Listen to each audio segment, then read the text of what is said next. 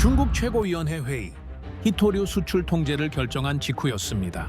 한 관료가 보고서를 보더니 어이가 없다는 듯이 말했습니다.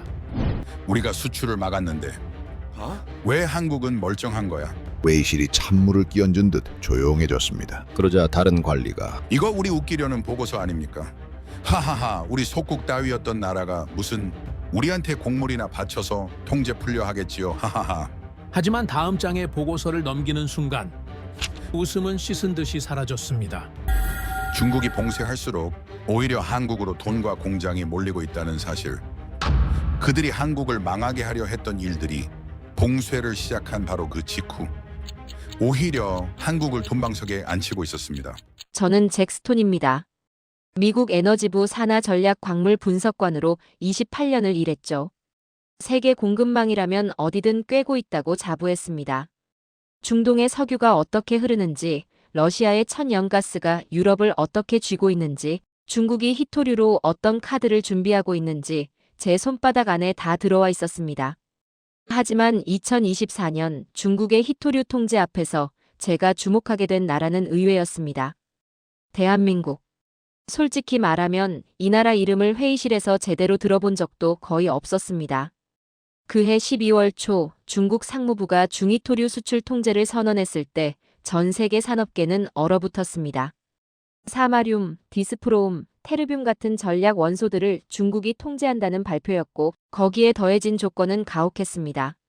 중국 기술이나 원료가 1%라도 섞인 제품은 전부 허가 대상이라는 조항은 사실상 전 세계 히토류 공급망을 중국 소나기에 넣겠다는 선언이었죠. 중국은 정말 대단했습니다. 보고서에 자세히 나와 있었습니다.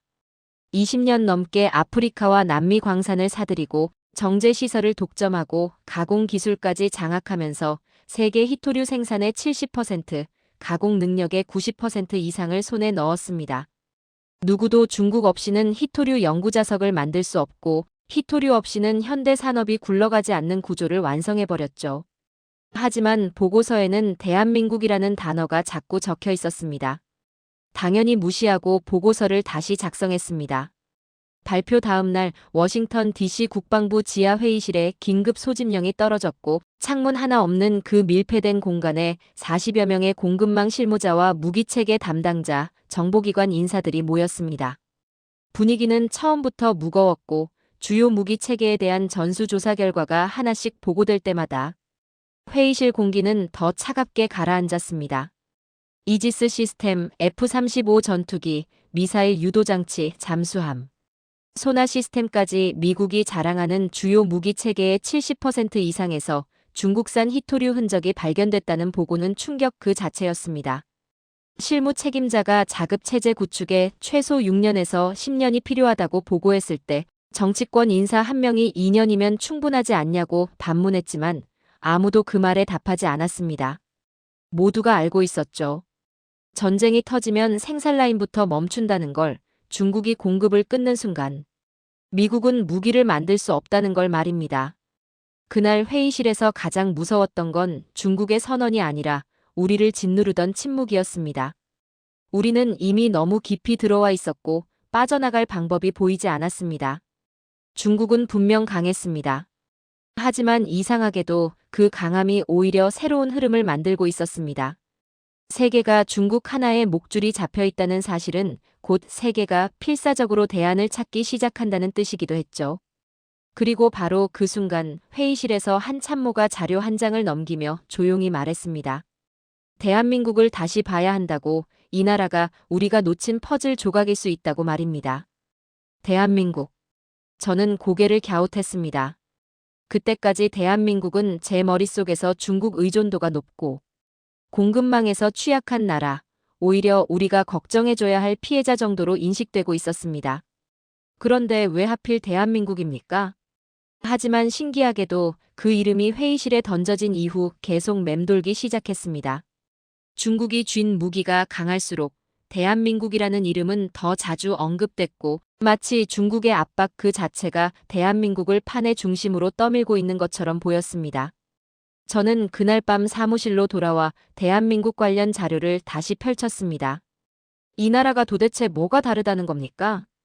중국이 히토류로 세계를 흔들 때 왜 대한민국이 답으로 떠오르는 겁니까? 질문은 끝나지 않았고 저는 그날부터 대한민국이라는 낯선 이름을 파고들기 시작했습니다. 자료를 펼치기 전에 저는 먼저 과거를 돌아봐야 했습니다. 중국이 히토류를 무기로 쓴 건 이번이 처음이 아니었죠. 2010년 센카쿠 열도 분쟁 때 중국은 일본을 향해 처음으로 히토류 카드를 꺼냈습니다. 당시 중국 세관은 일본행 히토류 통관을 지연시켰고 공식 발표는 없었지만 사실상의 수출 중단이었습니다. 일본 산업계는 순식간에 패닉에 빠졌습니다. 도요타, 파나소닉, 히타치 같은 거대 기업들이 생산 라인 중단 위기에 직면했고 일본 정부는 급하게 비상회의를 소집했지만 당장 손에 쥔 카드가 없었습니다. 세계 최초로 히토류 무기화를 직접 맞은 나라였고 일본은 그때 처음으로 무릎을 꿇었습니다. 하지만 일본은 거기서 끝내지 않았습니다. 그날 이후 15년 동안 일본은 철저하게 준비했습니다. 국가 차원의 히토류 비축 사업을 시작했고 호주와 캐나다 광산의 장기 계약을 체결하면서 중국박 공급선을 확보했습니다. 동시에 히토류 사용량을 줄이는 저감 기술과 대체 소재 연구에 막대한 자금을 쏟아부었고 폐전자 제품에서 히토류를 추출하는 도시광산 산업을 본격적으로 키웠습니다. 작년 도쿄에서 열린 공급망 안보 회의에서 만난 일본 경제산업성 관료가 제게 조용히 말했던 게 기억납니다. 우리는 그때 무릎을 꿇었고 그래서 다시는 당하지 않기로 결심했다고 15년이 걸렸지만 이제 우리는 중국 없이도 버틸 수 있는 구조를 만들었다고 말했습니다. 실제로 일본의 히토류 비축량은 최소 6개월치를 넘어섰고 재활용률은 세계 최고 수준에 도달했습니다. 일본은 한 번 당한 뒤에 변했고 그 변화는 철저했습니다. 그런데 미국은 어땠습니까? 우리는 일본이 무너지는 걸 지켜봤습니다. 보고서도 받았고 분석도 했고 경고등도 켜졌지만 우리는 움직이지 않았습니다. 이유는 명확했습니다. 중국산 히토류가 너무 쌌고 미국 기업들은 당장의 원가 절감에만 집중했으며 정부는 산업계 요구를 거절할 명분이 없었습니다. 경제 논리가 안보를 눌렀고 값이 싸다는 이유로 우리는 안보를 외주줬습니다. 10년이 넘는 시간 동안 우리는 알면서도 안 했고 그 결과가 지금 회의실을 짓누르는 침묵으로 돌아온 겁니다. 그리고 회의를 정리하던 중 누군가 불편한 질문을 던졌습니다.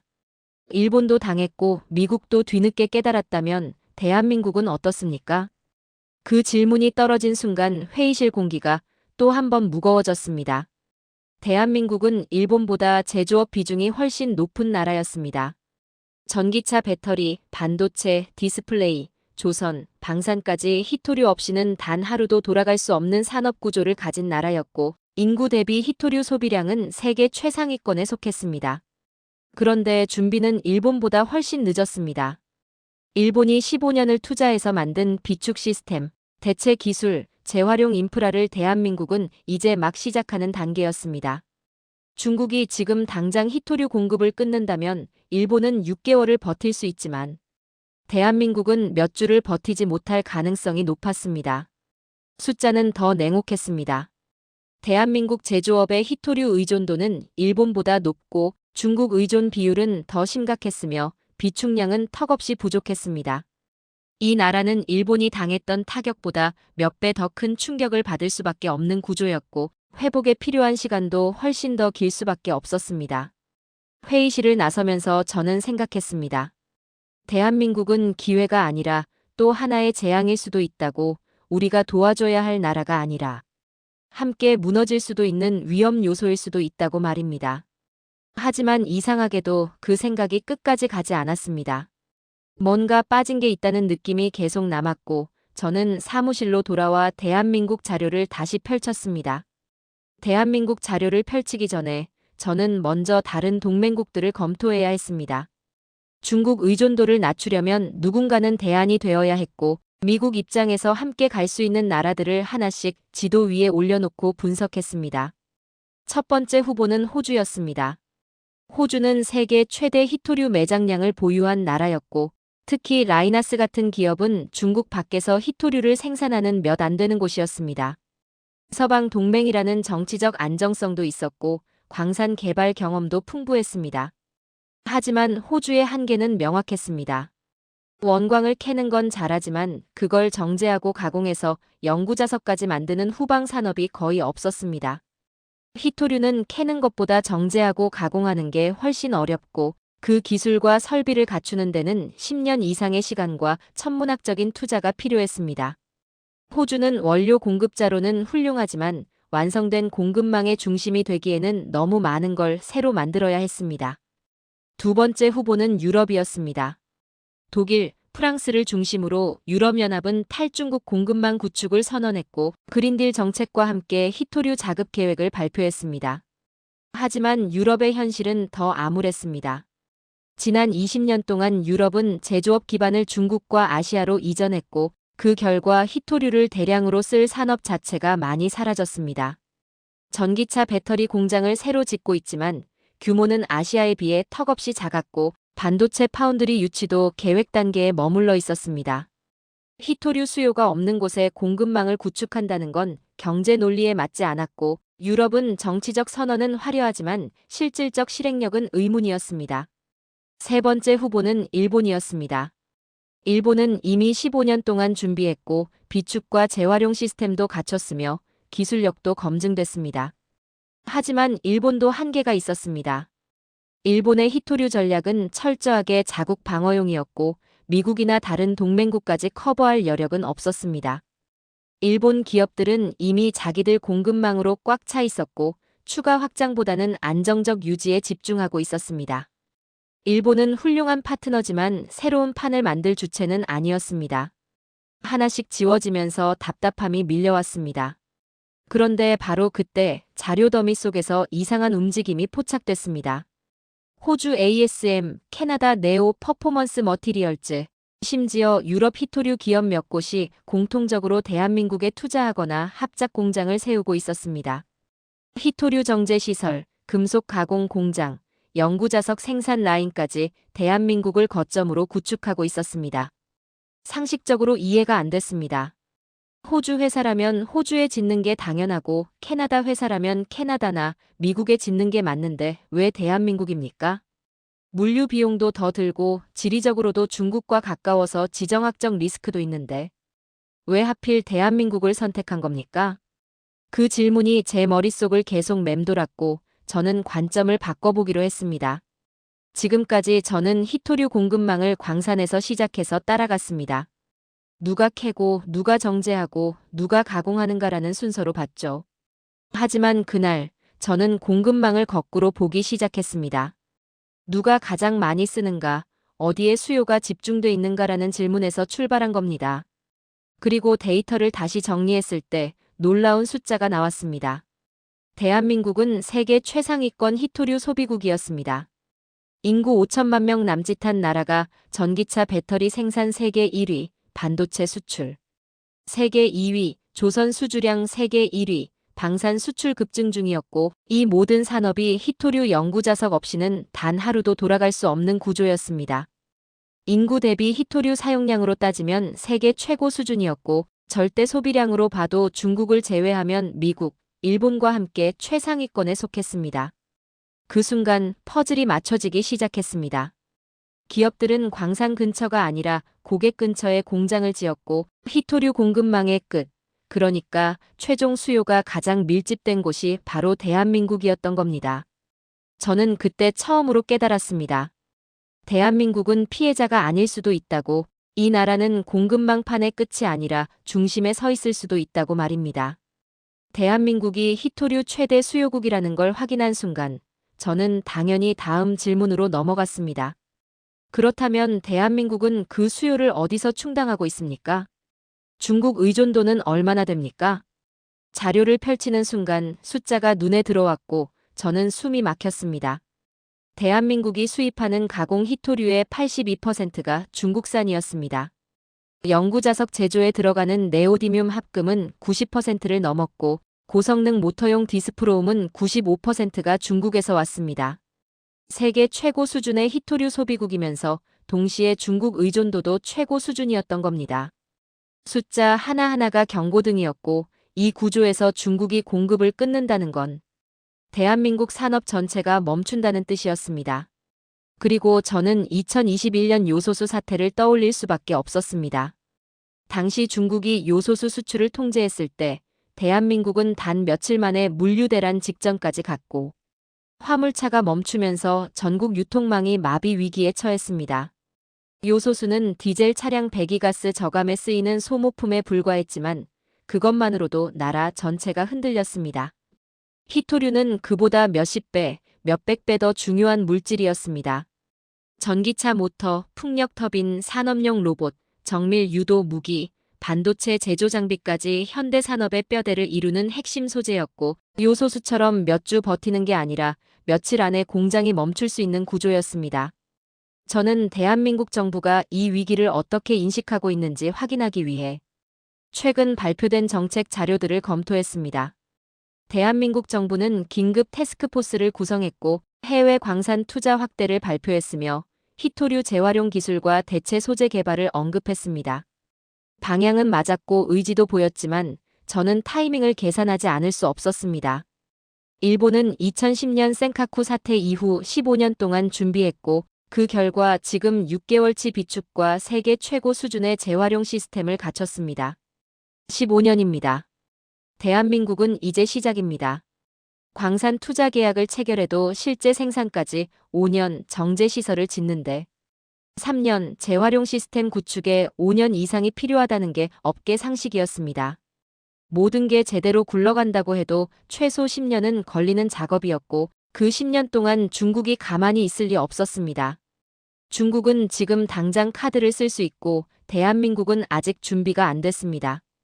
이 타이밍 차이가 치명적이었습니다.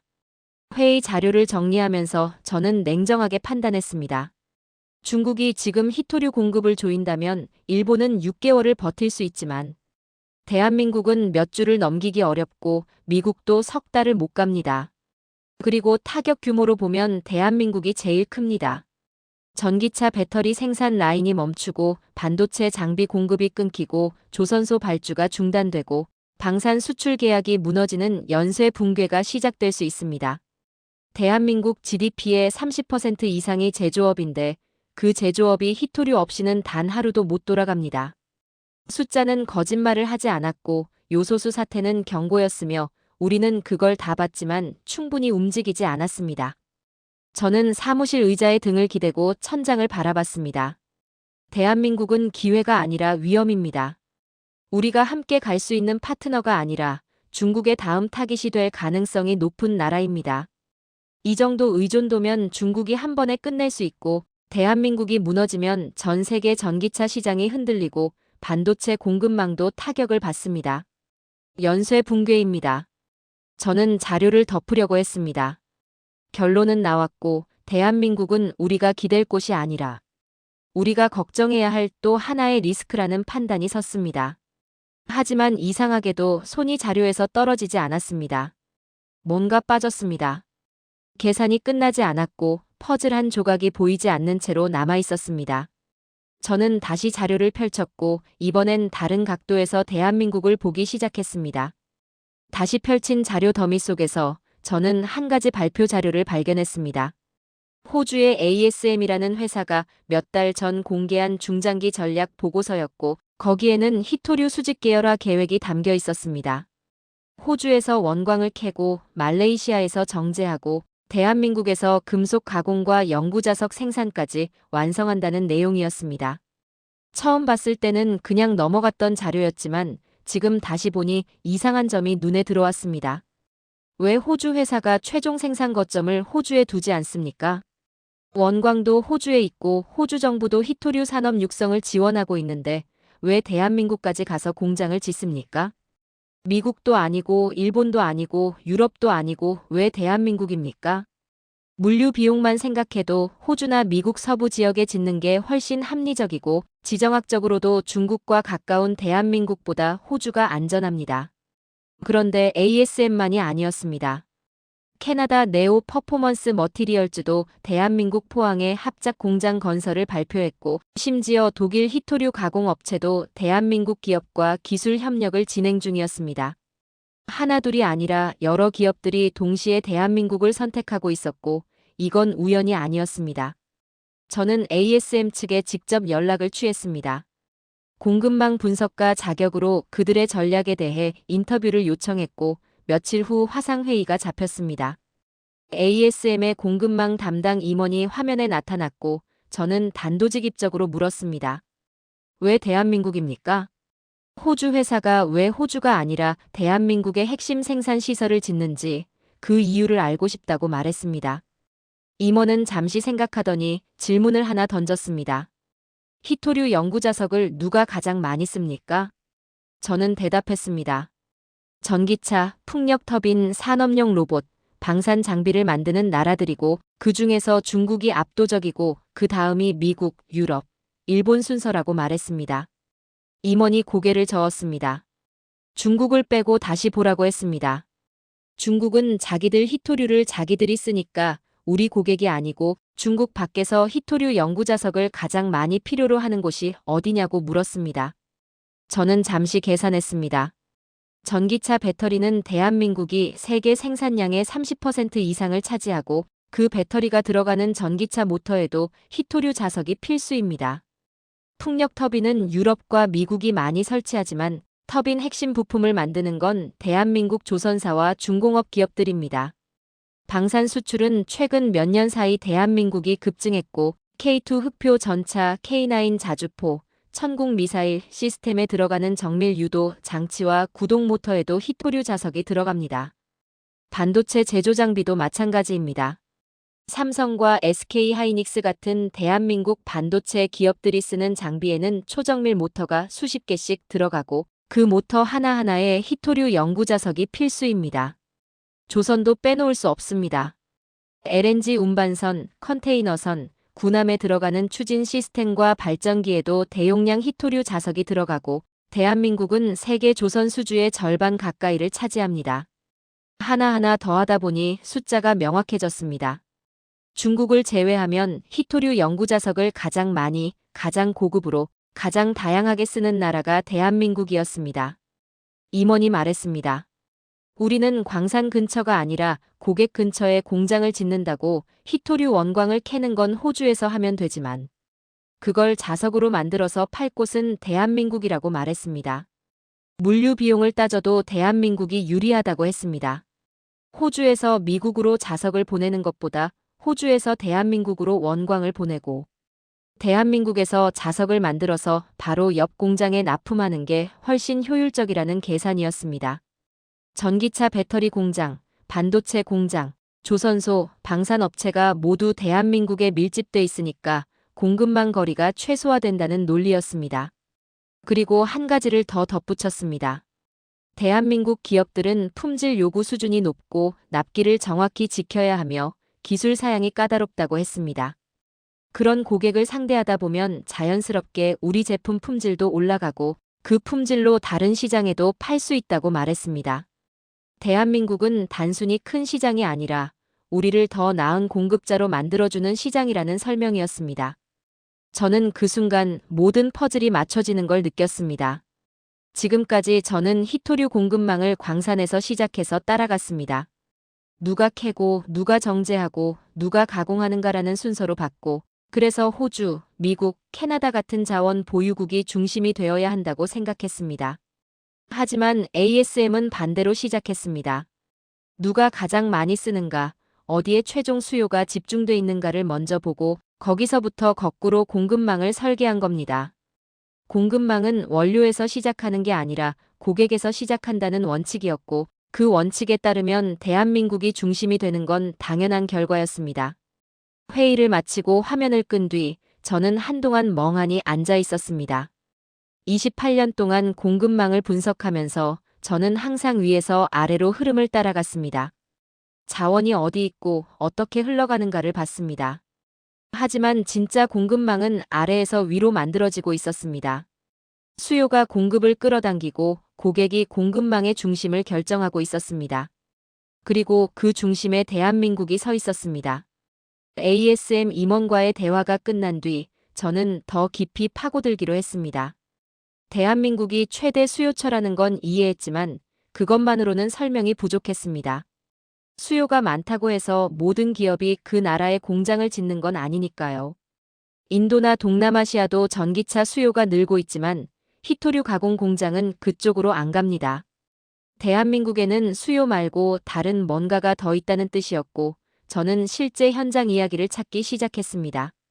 몇 주 후 말레이시아에 있는 라이나스 정제 공장과 대한민국 포항에 건설 중인 ASM 금속 가공 시설을 비교한 내부 보고서를 입수했습니다.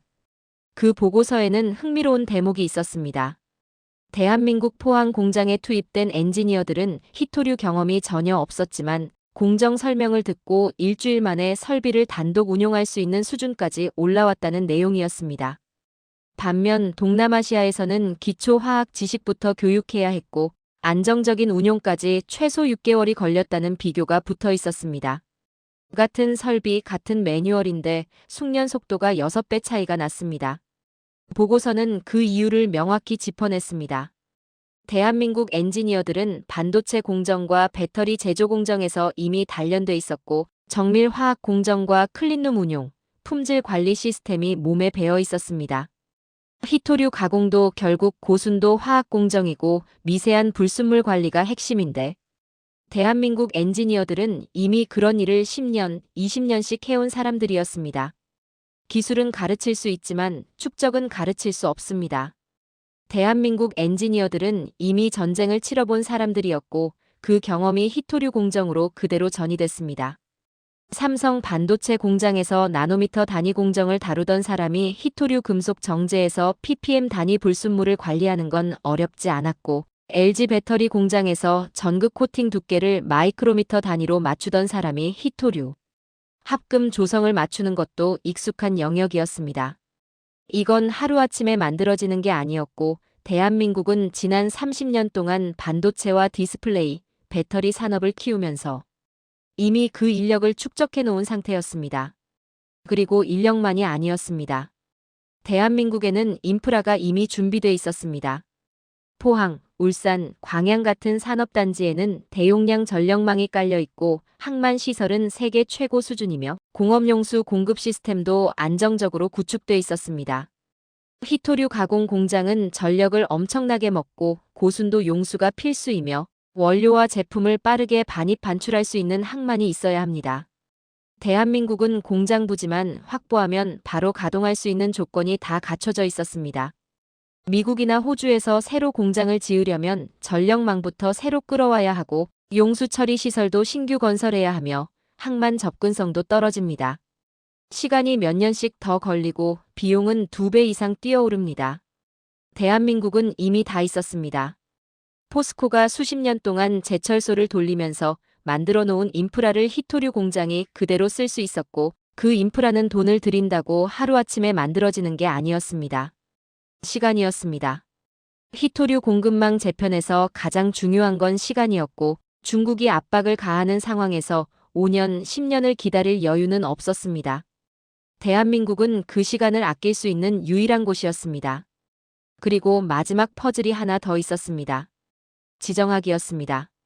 대한민국은 미국의 핵심 동맹국이고 나토 회원국은 아니지만 서방 진영에 확고히 속해 있으며 정치적으로 안정돼 있습니다. 미국 국방부에 히토류 자석을 납품하려면 신뢰할 수 있는 동맹국에서 생산돼야 하고 수출 통제나 기술 이전 문제에서 자유로워야 합니다. 대한민국은 그 조건을 완벽히 충족했습니다. 중국과 가깝다는 게 리스크처럼 보이지만 실제로는 대한민국 방위 체계가 견고하고 미군이 주둔하고 있으며 산업 보안 수준도 높았습니다. 오히려 중국 바로 옆에서 탈중국 공급망을 구축한다는 것 자체가 전략적 의미를 가졌습니다. 저는 모든 자료를 종합했습니다. 최대 수요처, 숙련된 엔지니어, 완비된 인프라, 지정학적 신뢰성. 대한민국은 준비가 안 된 나라가 아니었습니다. 이미 판 한가운데에 서 있었고 그걸 모르고 있던 건 저를 포함한 미국 분석가들이었습니다. 우리는 대한민국을 피해자로 봤지만 시장은 대한민국을 해답으로 보고 있었습니다. 중국이 히토류를 조이면 조일수록 대한민국으로 향하는 투자는 늘어났고 그 투자는 우연이 아니라 철저한 계산의 결과였습니다. 저는 그날 인정할 수밖에 없었습니다. 대한민국이 히토류 공급망의 중심으로 떠오르는 건 확인했지만 그건 어디까지나 현재 구조 안에서의 이야기였습니다. 중국이 히토류를 쥐고 있는 한 대한민국도 미국도 일본도 결국 중국 소나기에서 벗어날 수 없고 공급망을 다변화한다고 해도 중국 의존도를 완전히 끊을 수는 없었습니다. 근본적인 해결책은 히토류 자체를 대체하는 기술이었고 그건 수십 년 동안 전 세계 연구자들이 도전했지만 아무도 성공하지 못한 영역이었습니다. 그런데 2024년 말 대한민국 재료연구원에서 나온 발표 하나가 제 메일함에 들어왔습니다. 히토류 프리 연구자석 개발 성공. 처음엔 그냥 지나쳤습니다. 이런 발표는 매년 나오고 대부분 실험실 수준에서 겨우 작동하는 시제품 정도였으며 실용화와는 거리가 멀었습니다. 또 이론이겠지, 또 가능성만 보여주는 연구겠지 하는 냉소가 먼저 올라왔습니다. 하지만 자료를 열어보고 데이터 섹션을 확인하는 순간 손이 멈췄습니다. 기존 네오디뮴 자석 대비 성능 90%, 보자력과 잔류 자석밀도 수치가 전부 제시돼 있었고 3회, 5회, 10회 반복 실험 결과가 모두 비슷한 범위 안에 들어와 있었습니다. 재현성이 확인됐다는 뜻이었고 실험실 수준이지만 이건 작동한다는 증거였습니다. 대한민국 재료연구원 연구팀은 철과 니켈, 코발트 기반 합금의 특수 공정을 적용해서 히토류 없이도 강한 자기력을 유지하는 구조를 만들어냈고 핵심은 결정 구조 제어와 나노단위 미세 조직 설계였습니다. 이건 대한민국이 반도체와 배터리에서 쌓아온 나노 공정 기술이 그대로 적용된 결과였습니다. 90% 성능이라는 게 어떤 의미인지 계산해봤습니다. 전기차 모터나 풍력 터빈처럼 최고 성능이 필요한 분야에서는 아직 부족하지만 산업용 모터, 가전제품, 전동 공구 같은 중저급 응용 분야에서는 충분히 쓸 수 있는 수준이었고 그 시장이 전체 히토류 연구자석 시장의 30에서 40%를 차지했습니다. 이 기술이 상용화되면 세계 히토류 자석 수요의 3분의 1 이상이 비히토류 자석으로 대체될 수 있다는 계산이 나왔습니다. 그 순간 저는 전율했습니다.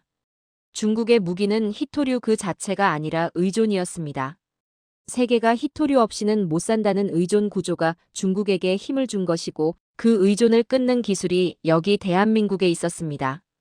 중국이 히토류 수출을 막아도 세계는 비히토류 자석으로 돌아갈 수 있고 그렇게 되면 중국의 협상력은 급격히 떨어지며 공급망 게임의 규칙 자체가 바뀌는 겁니다. 하지만 저는 냉정함을 유지해야 했습니다. 양산 공정이 없었고 실험실에서 그램 단위로 만드는 것과 공장에서 톤 단위로 찍어내는 건 완전히 다른 문제였으면 공정 개발에만 최소 2년에서 3년이 필요했습니다. 자금도 부족했고 파일럿 설비 구축과 양산 라인 건설에 수천억 원이 필요했으며 연구팀 추정으로는 상용화까지 최소 3년에서 5년이 걸린다고 했습니다.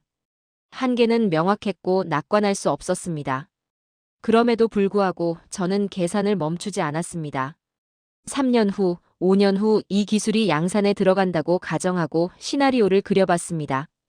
비히토류 자석이 시장의 30%를 대체하면 중국 히토류 수출 의존도가 그만큼 떨어지고 가격 협상력도 약화되며 다른 나라들이 중국 압박에 버틸 여유가 생깁니다. 그리고 비히토류 자석 기술의 특허와 양산 노하우를 누가 먼저 확보하느냐에 따라 차세대 공급망의 중심이 결정되고 대한민국이 그 기술을 먼저 상용화하고 포항과 울산의 양산 라인을 구축하면 대한민국은 히토류 수입국에서 비히토류 자석 수출국으로 전환됩니다. 중국 의존에서 벗어나는 게 아니라 중국을 대체하는 위치로 올라서는 겁니다. 저는 그날 게임이 바뀌는 소리를 들었습니다. 이건 따라잡는 기술이 아니라 앞질러가는 기술이었고 대한민국은 그 기술을 손에 쥐고 있었습니다. 모든 퍼즐이 맞춰지면서 저는 탈중국 히토류 공급망의 새로운 구조를 그릴 수 있었습니다. 채굴은 호주, 미국, 캐나다, 아프리카에서 이루어지고 정제는 호주와 미국의 새로 건설되는 시설에서 처리하며 가공과 자석 생산, 그리고 최종 완제품까지 대한민국에서 완성되는 구조였습니다. 이건 누가 설계한 게 아니라 시장이 자연스럽게 만들어낸 흐름이었고 그 흐름의 중심에 대한민국이 있었습니다. 대한민국의 위치는 결정적이었습니다. 전기차 배터리 생산 세계 1위, 반도체 수출 세계 2위, 조선 수주량 세계 1위, 방산 수출 급증 중인 나라였고 이 모든 산업이 히토류 연구자석 없이는 단 하루도 돌아갈 수 없는 구조였습니다. 히토류를 가장 많이, 가장 고급으로, 가장 다양하게 쓰는 나라였고 인구 5천만 명 남짓한 나라가 중국을 제외한 전 세계 히토류 수요의 핵심 거점이었습니다. LG와 삼성 SDI가 만드는 배터리는 전 세계 전기차에 들어가고 그 배터리 팩마다 수십 개의 히토류 자석이 필요했으며 삼성전자와 SK하이닉스가 돌리는 반도체 공장의 정밀 장비에는 수백 개의 초소형 고성능 자석이 들어갔습니다. 현대중공업과 삼성중공업이 건조하는 LNG, 운반선과 컨테이너선에는 대형 추진 모터가 장착되고 하나와 LIG가 수출하는 K2 전차와 K9 자주포, 천국 미사일 시스템에는 정밀 유도 장치가 탑재되며 그 모든 곳에 히토류 연구 자석이 필수였습니다. 공급망은 가장 필요한 곳으로 흐르고 그 종착지가 대한민국이었습니다. 그리고 여기에 비히토류 자석 기술이 결합되면서 구조는 더 강력해졌습니다. 대한민국이 비히토류 자석 양산에 성공하면 중국 의존도는 급격히 떨어지고 중저급 시장부터 빠르게 대체가 진행되며 고급 시장도 시간 문제였습니다. 기술 표준을 선점하는 나라가 차세대 공급망의 중심이 되고 특허와 공정 노하우, 생태계 전체가 그 나라를 중심으로 재편되는데 대한민국은 그 기술을 먼저 손에 쥐었고 양산 능력도 갖췄으며 최대 수요처라는 지위까지 가지고 있었습니다. 반도체에서 그랬던 것처럼 배터리에서 그랬던 것처럼 한번 표준이 자리 잡으면 쉽게 바뀌지 않는 게 제조업 공급망의 속성이었고 대한민국은 그 표준을 만들 위치에 서 있었습니다. 그리고 가장 아이러니한 건 중국의 압박이 오히려 대한민국의 가치를 높이고 있다는 사실이었습니다. 중국이 히토류 통제를 강화하면 할수록 세계는 대안을 찾기 위해 필사적으로 움직이고 그 대안의 중심에 대한민국이 있었습니다. 중국이 봉쇄하면 할수록 대한민국 중심의 우회 공급망이 강화되고 투자가 몰리고 기술 개발 속도가 빨라지며 대한민국의 협상력과 영향력이 커졌습니다. 중국의 압박이 곧 대한민국의 기회였고 중국이 조이면 조일수록 대한민국은 더 단단해졌습니다. 저는 지난 몇 달간의 분석을 종합하면서 최종 판단을 내렸습니다. 대한민국은 피해자가 아닙니다. 중국 의존도가 높고 취약해 보이지만 실제로는 판의 중심으로 이동 중인 플레이어였습니다. 최대 수요처라는 위치, 숙련된 엔지니어와 완비된 인프라, 비히토류 자석이라는 게임 체인저 기술, 지정학적 신뢰성까지 모든 조건이 대한민국으로 수렴하고 있었습니다. 이건 우연이 아니라 구조였고 구조는 쉽게 바뀌지 않습니다. 5년 후, 10년 후 세계 히토류 공급망 지도를 그린다면 중국 옆에 또 하나의 중심이 표시될 것이고 그 중심은 대한민국일 가능성이 높습니다. 호주에서 캐고 미국에서 정제하고 대한민국에서 가공하고 자석을 만들고 완제품을 생산하는 구조가 자리 잡으면 대한민국을 거치지 않고는 히토류 공급망이 완성되지 않는 시대가 올 수 있습니다. 저는 보고서를 마무리하면서 미국 정부에 제안했습니다. 대한민국을 도와줘야 할 나라가 아니라 함께 판을 만들어갈 파트너로 봐야 한다고 대한민국에 대한 투자는 자선이 아니라 전략이라고 말했습니다. 중국이 히토류를 무기로 쓰는 시대에 대한민국은 우리가 선택할 수 있는 가장 강력한 답이었습니다.